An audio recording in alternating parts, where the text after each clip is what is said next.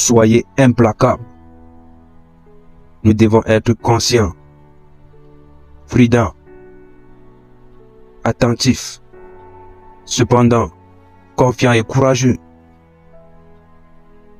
Pourtant, avec compréhension, nous devons avancer sur la direction de la sagesse. Nous devons élaborer une stratégie avec un objectif.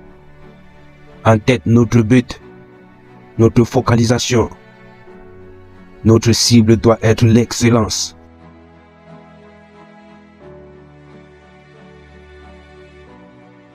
Lorsque nous avançons dans la vie, sans être informés et sans cercle de responsabilité, la désolation et l'irrévérence totale seront notre partage. Nous avons besoin de personnes dans nos vies qui nous tiendront responsables des plans que nous faisons et des actions que nous entreprenons. C'est la beauté d'une stratégie honorable, orchestrée avec un grand enthousiasme, du courage et une foi inébranlable. Nous devons exécuter notre plan d'action. Ne devenez pas l'arme qui est forgée contre vous pour prospérer. Vous devez éliminer toutes les distractions. Ne perdez pas de temps à vous prélasser ou à réfléchir. Une fois que vous avez fixé votre objectif, ayez un nom ou une cible. Et une fois que cette cible est fixée, soyez déterminé. Un esprit inactif est le terrain de jeu de ton ennemi. C'est une invitation à l'échec. Une stratégie immature est la cause de la douleur. Quand nous examinons délibérément notre douleur, notre angoisse, notre frustration, souvent elles sont le résultat direct des décisions que nous avons prises. Contrôle ta colère. Si tu gardes de la colère envers les autres, ils ont le contrôle sur toi. Ton adversaire peut te dominer et te vaincre. Si tu le laisses t'énerver, le guerrier en colère est celui qui se bat contre lui-même. Un homme ou une femme doit être dédié à la stabilité inébranlable, immuable, sans doute, sans peur. Ton destin dépend de ta capacité à rester calme, détendu et maître de toi-même. Il ne s'agit pas d'empêcher les hommes ou les femmes de toucher à tes boutons. La vérité est qu'il ne doit y avoir aucun bouton à presser. Si tu permets à la colère de te contrôler, de te gouverner, de t'arrêter, tu es en faillite.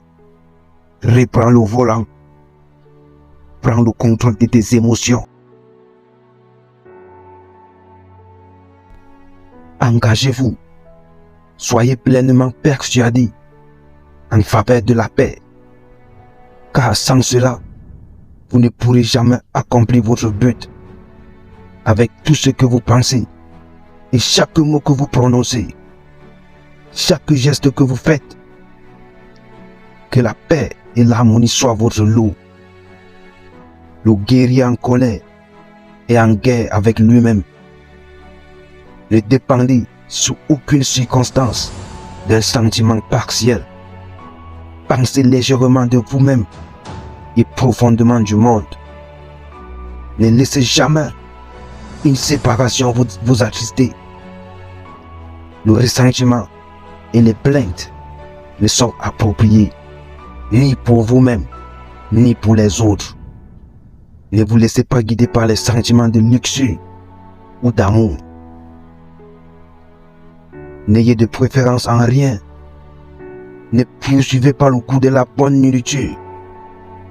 Nous vivons dans une génération où le ventre de l'homme est son Dieu et les paroles de sa bouche précèdent sa destruction.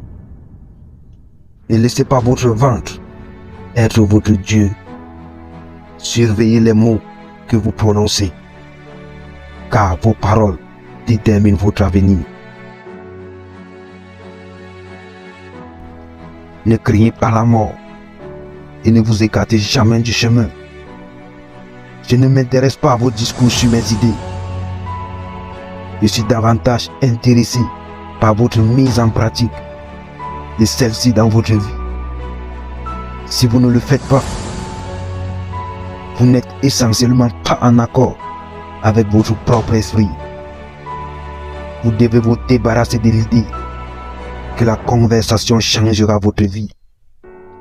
C'est seulement la stratégie, la planification et l'exécution qui modifient la trame même de votre existence. Vous devez décider en cet instant d'exécuter quand vous ne l'avez jamais fait, d'exécuter face à l'adversité, d'exécuter en présence du doute et de la peur, d'exécuter et accomplir la tâche après avoir parlé, passer à l'action. Car si vous restez immobile, vous ouvrez la porte à un esprit oisif. Ne pas planifier, c'est planifier pour combler nos vies. Prenez la pleine responsabilité du portrait et de l'image de votre vie,